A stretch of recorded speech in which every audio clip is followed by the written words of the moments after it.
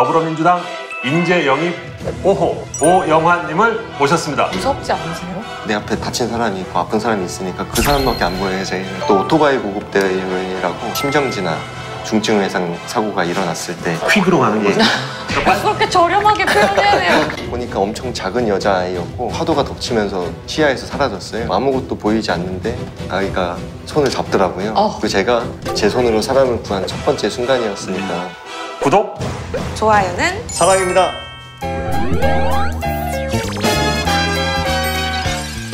국내 유일의 본격 정치 예능 의사소통 TV 시작하겠습니다. 원장 주웅입니다. 부원장 김현지입니다. 네, 오늘은 더불어민주당 인재 영입 5호 30대 청년 소방관 오영환님을 모셨습니다. 자, 그러면 오영환 소방관님 어린 시절부터 한번 부원장이 히스토리 세이킹 한번 해주시죠. 오영환님은 88년생 32세고요. 경기 동두천에서 출생했습니다. 부산 낙동고를 졸업했고요. 2010년에 광진소방서에서 일을 시작하셨고 2012년에는 119 특수구조단 산악구조대원으로 활동했으며 2015년에는 성북소방서 현장대응단으로 일하시기도 했습니다. 2017년 중앙 119 구조본부 항공대원으로 계셨습니다. 이력을 보니 초등학교를 5군데를 다니셨다고. 저희 아버지가 이제 저 어렸을 당시에 군인이셨거든요. 그래서 네. 전국에 안 살아본 지역이 없다고 말씀을 많이 들었어요. 태어난 곳은 동두천인데 예. 한 생후 2개월 정도 살았다고 그랬어요. 그래서 고향이라는 것이 사실은 저한테는 굉장히 동두천이라 말씀드리기도 조금 민망하기도 하고요. 부산에서 7살, 8살부터 20대까지 계속 살아서 오히려 고향은 부산 같은 그런 느낌입니다. 부산 남자네요. 예, 부산 남자였습니다. 자, 근데 아르바이트를 언제부터 시작하신 거예요? 고등학교 입학하면서 이제 나도 이제 고등학생이 되면 다 컸는데 내 용돈 정도는 벌 수 있지 않을까 하는 마음에 도전을 했었고 이렇게 흔쾌히 수락을 해주시는 덕분에 패스트푸드점에서. 누가 수락을 해주신 거예요? 패스트푸드점 사장님. 사장님. 아니, 어린 나이에 아르바이트 시작했는데 부모님이 반대 안 하셨어요? 군인을 마치시면서 어쩌면 가세가 급격히 기울었다고 해야 될까요? 조금 어려운 형편에서 자라나기도 하고, 물론 부모님께서 모든 노력으로 잘 키워주셨지만 그런 거 부모님이 이렇게 고생하시는 걸 보면서 용돈 정도는 내가 벌 수 있지 않을까 하는 그런 생각으로 시작을 하게 된 거예요. 본격적으로 소방관이 되어야겠다 마음먹은 계기가 있나요? 어느 날 18살쯤 되었을 거예요. 고등학생 때니까. 뉴스에서 한 상가가 화염에 휩싸여 있었어요. 굉장히 커다란 불이었고 그 무서운 불길보다도 사실은 그 앞에서 이제 울부짖는 사람들이 많이 보이더라고요. 이렇게 자기 삶의 희망의 발판이 불에 녹아내리는 거잖아요. 그 모습을 지켜만 보는 사람들, 아무것도 할 수 없는 사람들, 눈물에서 이제 저희 부모님 같은 모습이 겹쳐 보이는 거예요. 힘들어도 희망을 갖고 살아온 사람들인데 그 절망 앞에서 그리고 불길에 맞서서 딱 등지고 불길을 향해서 들어가는 사람들이 있었어요. 그게 바로 소방관들이었고 TV 화면으로 봐도 너무 두려울 만큼 커다란 불길이었는데도 울고 있는 사람들을 위해서 지켜주기 위해서 진입을 하는 모습, 그 모습을 보고 나도 저런 소방관 같은 일을 할 수 있으면 우리 부모님 같은 사람들의 희망을 지켜줄 수 있지 않을까, 그런 마음으로 소방관이라는 직업이 저한테 이렇게 다가왔던 것 같습니다. 근데 국가적으로는 이렇게 훌륭한 청년이 소방관에 지원해 준 게 너무나 환영하고 반가운 일이지만 사실 위험한 일이라는 인식이 있잖아요. 가족분들, 특히 부모님들은 걱정하셨을 것 같아요. 처음에 제가 소방관이 되고 그 당시에는 이제 저희 어머니나 뉴스도 제대로 안 보신다고 하시더라고요. 뉴스에서 소방관이 다치거나 사고를 당하거나 하는 뉴스가 나오면 너무 마음이 아프시고 너무 걱정이 많이 되니까 그 이후로 뉴스도 안 보신다고 그런 말씀이 들었던 기억이 납니다.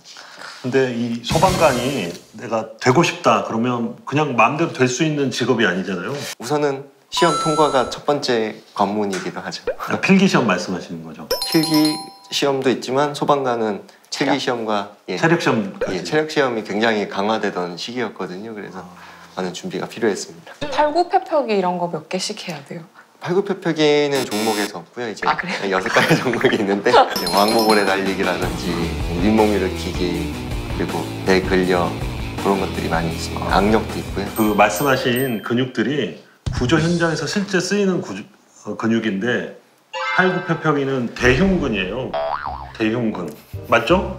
대흉근은 이제 보기는 좋은데 구조에 별 도움이 안 돼. 그래서 시험 과목이 없는 겁니다. 모든 종류의 근육은 구조 현장에 다 필요하다고. 그럼? 아 그런가요? 당연히 그렇죠. 죄송합니다. 기사 읽다 보니까 소방관 DNA라는 표현이 있던데 아. 천직이라고 생각하시나요? 뭐 소방관으로 태어나는 사람은 세상에 없지만 소방관을 꿈꾸고 소방관이 되는 순간 최우선으로 인명구조밖에 떠오르지 않게 돼요. 이제 일상에서도 어떤 사고가 났을 때 근무 중이 아님에도 달려가서 이제 불을 꺼야 되고 나는 사람이 위험에 빠져 있으면 무조건 그게 최우선이 되는 거예요. 그게 소방관 DNA는 소방관의 직업의 사명이자 모든 소방관에게 당연한 그런 표현인 것 같습니다.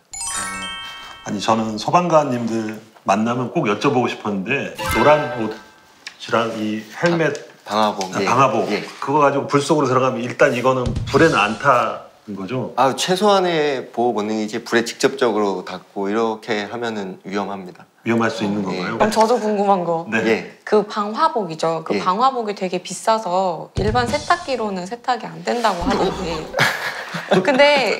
근데 그게 특수 세탁기가 소방서마다 없어가지고 예. 소방관 개인들이 직접 세탁한다는 기사를 본 적 있어요. 제가 처음에 광진 소방서에 근무 배치 받아서 하실 당시에는 이제 화재 현장 출동이 워낙 많아가지고 선배들이랑 퇴근 시간 다 되면은 이제 솔로 방화복 아, 직접 예, 그걸 밀어가지고 왜냐면 그 유독물질들도 많고 해서 근데 또 그렇게 하면은 방염 성능도 같이 벗겨진다고 그러면 안 된다고는 하는데 일단 더러운 건 씻어내야 되고 곤란했던 경험들이 많이 기억이 나는 것 같습니다. 열악하네요. 네. 제가 이걸 기억하는 이유가 네. LG전자가 네. 그 방화복 세탁 가능한 예. 특수 세탁기를 기증했다. 너무 감사하더라고요. 정말 아. 정말 필요한 부분을 그렇게 알아주시는구나. 이게 너무 감사했습니다. 그때. 이런 훈훈한 미담은 네. 유튜브를 통해서 알려야 돼요. 알려도 되겠습니다 이거. 그러니까 널리. L전자 LG전자. 도록 하고 근데 제가 아까 이력을 설명해 드리긴 했지만 예. 저를 포함해서 일반인들이 사실 어떤 체계인지 잘 모를 것 같아요. 소방서는 뭐고 소방소, 뭐 특수구조단 이건 어떤 차이가 있나요? 제가 처음 발령받은 119 구조대는 이제 화재 현장에서 인명구조를 담당하는 것도 최우선이지만 뭐 교통사고, 도시에서 일어난 추락사고 다양한 모든 사고 현장에서 인명구조에 최적화된 그런 팀이고요. 거기서 저는 2년 정도 근무를 했고 그 이후에 특수구조단으로 갔는데 특수구조단에 당시에 소방 헬기를 이용해서 사람을 구조하는 항공대도 있었고 그리고 그 특수구조대라 그래서 이제 일반 소방서에 설치된 구조대보다도 더 다양한 이제 화학사고라든지 이제 조금 더 특이하고 그런 사고에 최적화된 장비들을 더 갖추고 그런 것에 관한 훈련을 받는 특수구조대가 또 별도로 있었고 제가 근무했던 산악구조대 산에서 일어나는 응급 환자가 발생할 때 최대한 빨리 출동해서 그 환자에게 응급처치와 인명구조를 제공하는 산악구조대 그리고 이제 서울이었으니까 순환구조대가 한강에 설치가 되어 있었거든요. 이렇게 다양한 특수구조대들이 설치된 게 특수구조단, 특수구조대응단 네. 뭐 이런 조직들이 각 지방마다 다 설치되어 있어요. 또 오토바이 보급대회라고 이제 심정지나 중증 외상 사고가 일어났을 때 오토바이를 타고 최대한 빨리 구급차는 이제 차량 정체나 이런 거에 영향을 받을 수밖에 없으니까 퀵으로 가는 거죠. 가서 그러니까 그렇게 저렴하게 표현해야 돼요. 빨리 가서 심폐소생을 하려고 예, 빨리 가는 그 거죠. 목적으로 설치되었었고 그걸로 이제 1년 반 정도 근무를 하면서 최선을 다했었습니다. 그러면 이 항공대는 헬기에서 그렇죠. 레펠에 쭉 내려와서 데리고 올라가는 그런가요? 그렇죠. 예. 저 같은 경우는 서해 5도 지역, 백령도, 연평도 이쪽에서 이제 발생하는 응급 환자들을 저희 헬기가 출동을 해서 거기서 환자를 탑승해서 이제 서울이나 그 응급 환자에 대처할 수 있는 병원으로 이송한 임무도 이거 우문인데 직접 내려가 보신 거죠, 이거? 최근에 2년 동안 2년 넘게 근무했던 게 그 임무였으니까요. 무섭지 않으세요? 무섭다 생각할 만한 겨를이 없는 게 일단 내 앞에 다친 사람이 있고 아픈 사람이 있으니까 그 사람밖에 안 보여요, 저희는. 저희가 안전을 확보할 수 있는 최대한의 훈련과 장비를 갖추고 이 환자가 안전해하려면 저희도 안전해야 되니까 그거에 대해서는 최대한의 노력을 기울이고 있습니다. 소방관 DNA가 박혀 있는 네. 거죠. 그냥. 거기다 또 이제 질문은 안 드릴 수가 없는 것이 산악 구조대 산악이 나오잖아요. 산악. 그래서 이제 무슨 말을 또 하려고. 그 대신해 주세요. 네. 아, 네. 김자인 선수의 굉장히 큰 팬인데 감사합니다. 모르시는 시청자분들이 혹시 있으실까봐 김자인 선수의 남편분이시기도 한데 혹시 산악 구조대 활동을 하면서 김자인 선수를 만나셨나요? 산에서 마주쳐서 이렇게 운명 같은 만남 이런 건 아니었고요. 다들 진짜 그렇게 드라마틱할 뻔했는데. 그런 상상과 그런 이제 기대를 해주시는 분들이 많이 계시더라고요. 빌딩에서 만나신 거 아니에요? 빌딩도 오르시잖아요. 저도 이제 산악구조대원을 이제 준비하면서 클라이밍을 배우고 연습하던 운동을 하던 시기가 있었는데 그때 저를 코칭해주던 강사분이 이렇게 잘 어울릴 것 같다. 자기랑 친한 언니인데 소개팅이네요, 그러면. 우리 소방대원들 잘은 모르지만 영화나 TV를 보면 일이 없을 때 출동 신호가 안 올 때는 이렇게 휴게실 같은 데서 장기도 두고 게임도 하고 막 책도 보고 있다가 갑자기 신호가 나면 확 출동하잖아요. 그거 타고 내려오네요, 진짜.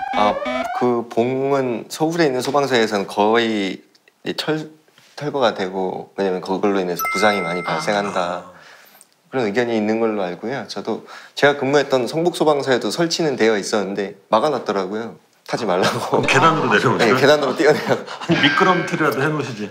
아니, 그래서 이제 제가 병원에 저 원장 말고 병원의 원장님들한테 요청하는 게 우리 의사들도 환자가 오기 전에는 그렇게 하고 있어야 된다는 거죠. 장기도 두고 좀 게임도 하고.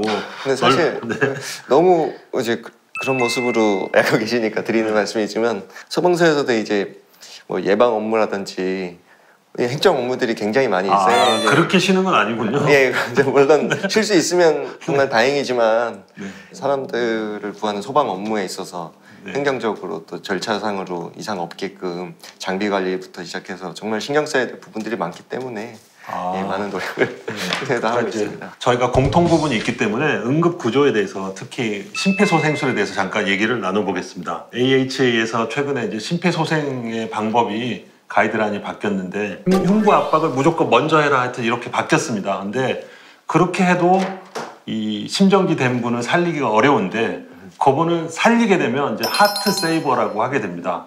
우리 오영환 소방관님께서 하트 세이버가 6개, 와. 6개를 지금 기록하고 계신데 그러면 심정지 환자를 6명이나 살리신 거잖아요. 사실 이 구급대원으로서는 가장 최고의 보람된 순간이기도 하고 영광이기도 한데 그 부분에 대해서 말씀을 드리면 사실은 그 6여인을 살린 것도 굉장히 저한테도 감사한 일이지만 살리지 못한 분들이 훨씬 많아요. 수십 명의 이제 심정지 환자를 마주하고 이제 정말 너무 많은 중증 외상 환자들을 이송을 하고 처치를 하면서 구하지 못한 많은 분들이 동시에 떠오르는 부분이라 한편으로는 또 영광스러우면서도 또 가슴이 한편으로는 아픈 그런 기억이라 할 수 있습니다. 이렇게 겸손하기까지. 그러니까 심장이 멈췄는데 다시 살려내는 거는 정말 한 번 하기도 힘든 일이죠.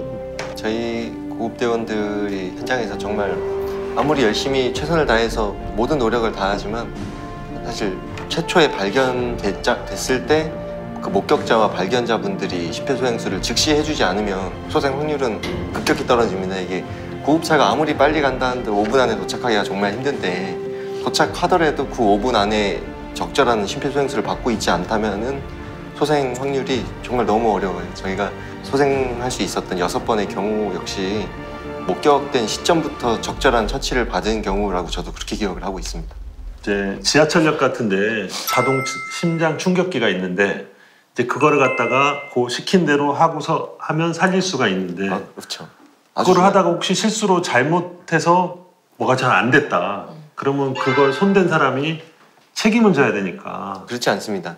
이 응급처치를 선한 사마리안법이라고 이제 응급 상황에서 사람을 살리기 위해 모든 응급처치를 하다가 이제 혹시나 그런 발생할 경우에도 그런 면제가 되는 아무런 책임을 묻지 않는 제도적으로 지금 자리 잡아 있기 때문에 아무 걱정하지 마시고 심폐소생술 열심히 해주시고 그리고 제 자동 심장 충격기를 이용해서 신속하게 응급처치를 해주신다면 소중한 생명을 구할 수 있는 정말 중요한 일이라고 그거를 걱정 때문에 마다하거나 그럴 문제가 절대 아니라고 걱정하실 거 하나 없다는 말씀을 꼭 드리고 싶습니다. 그래서 이 하트세이버 6개 전무후무한 기록인 것 같고요. 반면에 뭔가 좀 구조 현장에서 너무 기억에 남기도 하고 뭐 좀 그런 경험이 있으신가요? 처음 사람을 구할 수 있었던 순간의 이야기를 드리고 싶은데 이제 제가 의무소방대원으로 이제 구조대원으로 처음으로 배치받은 곳이 해운대 해수욕장이었거든요. 거기서 이제 근무를 하는데 너무 높은 파도에 네. 사람들이 정말 많이 떠내려갔어요. 정말 위험한 날이었고 위험한 바다였고 그날 그 순간은 네. 그때 제가 이제 급하게 출동을 하라고 하더라고요. 이제 신속하게 이동을 했더니 1차 통제선을 넘어서 2차 통제선 한참 들어간 데까지 어디서 사람이 떠내려와서 파도에 오르락내리락 하고 있는 모습을 보았습니다. 예. 최대한 빨리 접근을 해서 뛰어내렸는데 보니까 엄청 작은 여자아이였고 네. 너무 놀란 순간 파도가 덮치면서 시야에서 사라졌어요. 저 역시 당황했지만 신속하게 입수를 했고 아무것도 보이지 않는데 제 손에 아이가 손을 잡더라고요. 보이지도 않는 네. 그 상황에서 근데 그렇게 해서 수면으로 끌어올렸더니 눈빛은 거의 풀려 있고 이제 의식을 잃기 직전일 정도로 물을 하도 많이 먹었으니 그런데 그 작은 손이 너무 강한 힘으로 제 손을 꼭 마주 잡고 있었어요. 그때 그 손의 느낌이 생명을 향한 간절한 느낌 그리고 제가 직접 제 손으로 사람을 구한 첫 번째 순간이었으니까 그 손을 잊지 못해서 그 따뜻했던 느낌을 잊지 못해서 소방관으로서 근무를 하는 동안에도 계속 구조대원으로서의 현장에 직접 환자에게 요구조자에게 사람에게 나아가서 직접 구조를 할 수 있는 그런 임무들을 항상 자원해왔던 것 같아요. 제가 물을 무서워해가지고 듣기만 해도 겁이 많이 나요. 생존을 위해서는 모든 사람이 수영은 기본적으로 생존 수영을 이제 배웠다고 생존 수영 이렇게 해서 이렇게만 하면 뜬다는 거예요. 이렇게만 하면 뜬다고 똑같이 했는데 안 뜨더라고요. 제가. 너무 무거워서 안 뜨는 거예요. 안타까웠던 그런 경험이 있으신가요? 제가 꼭 말씀을 한번 드리고 싶었던 게 제 마지막 구조 현장은 사실 저희 동료들을 수색하는 임무였어요. 저희 독도 앞에서 추락한 지난번 그 사건 말씀이죠. 예. 네. 독도 앞바다에 추락한 우리 중앙구조본부 헬기 사고로 우리 동료들을 찾아서 제가 그 바다에 수색을 나가던 날들이었어요.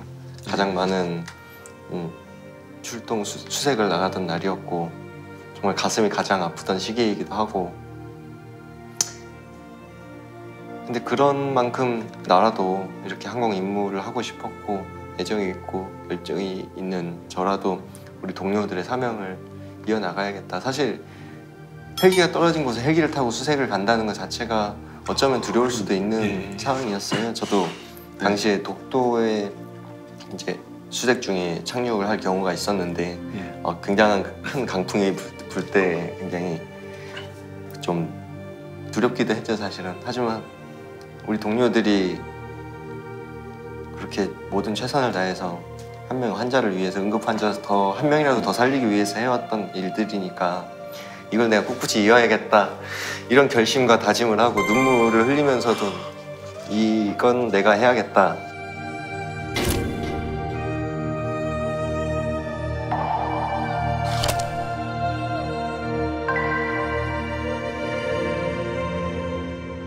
그 강원도 산불 진압 때 그때는 얼마나 긴박했겠습니까? 그 소방차들이 일렬로 영동고속도로를 타고 쫙 가는 모습. 사실 저도 그때 출동을 했거든요. 저는 하셨었어요? 항공대원이었지만 네. 구조대원들 전체가 비상 소집이 되어서 소방차를 타고 현장에 갔는데 네.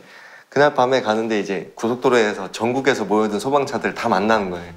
마음쳐서 이렇게 가는데 물론 많이 걱정도 되고 이제 가면은 또 얼마나 심각해진 상황일지 최대한 빨리 가야 되는 위급한 상황이니까 하지만 그냥 전국에서 모여든 동료들이 이렇게 어깨를 나란히 하고 가고 있는 그 순간 아 이게 진짜 우리나라 소방의 힘이구나. 또 이게 할 수 있었던 배경이 소방청이 독립되어서 이제 그 각 소방기관에 그렇게 총동원령으로 이제 그렇게 신속한 대응을 요청할 수 있었기 때문이거든요. 그래서 이 소방청 독립과 그런 국가직 전환 이런 문제들이 굉장히 우리 현장에서도 이렇게 직접적인 좋은 역량이 바로바로 드러나는구나 이걸 느끼는 순간이었던 것 같습니다. 이 문제 관련해서 1인 시위도 하셨었죠. 그때가 소방방재청을 해체하고 또 다른 행정조직 밑으로 소방의 지휘관을 넣는다. 국민 안전에 있어서 너무도 퇴행하는 그런 정부의 결정이 있었고 거기에 반발을 해서 소방방재청을 해체할 게 아니고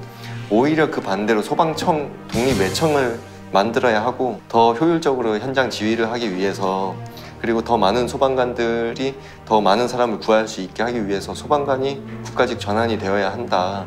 우리는 국민의 손발은 될 수 있지만 행정관료의 손발은 될 수 없다. 이런 주장으로 광화문에 나아갔던 적이 있습니다. 그래도 결국 됐으니. 예, 국민 여러분의 정말 열렬한 지지와 응원과 사랑 덕분에 이제 우리 국회가 응답을 할 수 있었던 것 같고 그리고 이번 정부 들어서 통과할 수 있었던 정말 많은 노력을 다해 주셨던 부분이 크고 또 그 이전부터 더불어민주당에서 이제 그런 주장을 우리 소방관들의 목소리를 듣고 국민이 더 안전하기 위해서는 그게 필요하다는 그 고민을 함께 해주셔서 그 주장을 정말 오랜 시간 동안 같이 함께 해주셨어요. 그래서 너무 지금 오늘이 있을 수 있었다고 생각을 하기 때문에 그저 감사한 마음뿐이었습니다. 자연스럽게 더불어민주당이 지금 언급이 돼서 예. 그래서 입당하신 겁니까? 그 부분이 가장 크고요. 국민 안전에 일단 관심이 있는 정당이 어떤 곳인가는 그걸 통해서 알 수 있었으니까 그래서 저로서는 고민을 많이 했어요. 제가 난 지금 자리를 비울 수 없는데 지금 내 임무를 지금은 뒤로 할 수가 없는데 이런 생각이 가장 컸던 것 같습니다. 근데 그럼에도 불구하고 현실 정치를 하겠다 맘먹은 이유가 있을 것 같은데. 정치에서 필요한 부분이 한 명이라도 더 살리기 위해 더 노력해야 할 부분이 너무 많다는 것은 현장에서 수도 없이 느껴왔거든요. 제가 지난 시간 동안 현장에서 지켜본 정말 불합리한 일들, 법과 제도가 뒷받침되지 않은 상황에서 우리가 할 수 있는 모든 노력을 다 한더라도 소방관이 현장에서 구할 수 있는 사람은 한계가 있고 그럴 때마다 왜 이게 바뀌지 않을까. 소방관들이 아무리 목소리를 내도 그 창구가 없었어요. 사실은 정말 소방관으로서 현장을 잘 아는 사람이 그런 법과 제도와 예산을 뒷받침해 줄 수 있는 정치라는 위치에서 일을 할 사람이 필요하다. 이거는 모든 소방관들이 다 공감을 하고 그러면 나라도 해야 하는 일이구나. 나에게 맡겨진 일이라면 정말 내가 그토록 사명감 있게 해온 만큼 더욱더 많은 사람을 구하기 위해서 내가 이걸 포기하거나 외면하면 안 되는 거구나. 그걸 느껴서 결심을 할 수 있었습니다. 정치에 입문하면 청년 문제랑 정치랑 어떻게 풀어나갈 생각이세요? 제가 또 최근에 마음이 아팠던 뉴스가 하나 있는데 23살 우리 청년이 위험한 산업 현장에서 돌아가신 경우가 있었어요. 수많은 젊은이들이 더 행복한 삶을 위해서 이렇게 위험한 현장에도 갈 수밖에 없는데 그 현장의 안전을 지켜주지 못하고 있어요. 지금 법과 제도와 이제 그런 부분들에 있어서 제가 가장 잘할 수 있는, 잘 알고 있는 부분들이기 때문에 청년들의 입장에서 청년들의 이야기를 많이 귀담아 듣고 현장으로 달려가서 함께 소통하고 그렇게 나아갈 예정입니다. 그럼 당선되면 1호로 챙겨보고 싶은 정책이나 법안이 있을까요? 어린이 사고 현장에서는 모든 소방관이 부모의 마음으로 어른의 입장에서 너무 미안함과 죄책감과 괴로움을 이제 평생 잊지 못할 만큼 느끼거든요.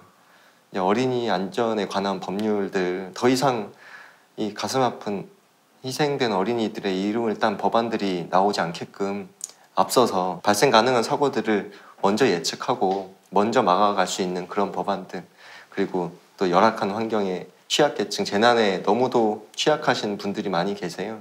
홀로 외롭게 살아가시는 어르신들이라든지 안전의 테두리 안에 그런 분들을 다 포함할 수 있는 그런 법들까지, 그런 고민들을 정말 필사적으로 열심히 하고 있습니다. 오랜 소방관의 경험들을 담아서 어느 소방관의 기도라는 저서를 2015년에 내셨어요.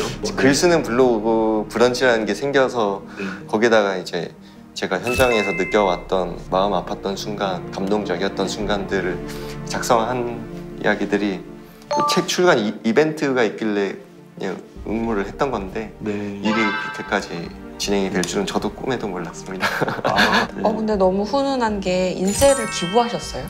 제 책의 내용이 사실은 결국은 소방관들이 현장에서 겪는 일들이고 다 출동의 경험인데 그 대상에는 항상 아프신 분, 돌아가신 분, 어려운 분 그리고 제가 소방 현장에서 지켜본 정말 열악한 환경에 계신 분들 이제 저소득층 어린이라든지 그리고 혼자 살아가시는 어르신들이라든지 이런 분들이 너무 많았기 때문에 마땅히 그 분들에게 되돌려 드리는 게 맞다 이렇게 생각을 했고요. 또 저희 소방관들이 일하다가 병에 걸려도 돌아가셔도 이 순직이나 공상을 인정받지 못하는 분들이 아직도 많이 계세요. 그런 분들 어렵게 힘들어 하시는 분들, 가족분들께도 그렇고 그런 분들께 도움이 되고 싶어서 대부분의 인쇄 수익을 당연히 그렇게 하고 있었습니다.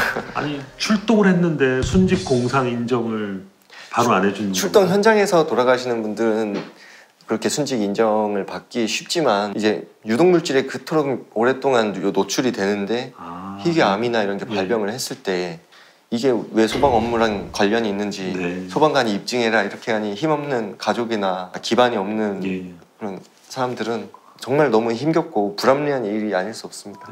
의학적 전문 지식이 없는 사람이 그게 왜 유독물질이 희귀암을 유발했는지 입증하는 정말 어려울 것 같은데요. 예, 그래서 그 개정에 관한 법률을 지난번에 표창원 의원님께서 이제 발의를 해주셨고 저도 그래서 그 통과와 더 우리 소방관들이 그런 억울한 경우는 없어야 하니까 그걸 위한 방법들을 함께 고민하고 많이 배우고 싶습니다.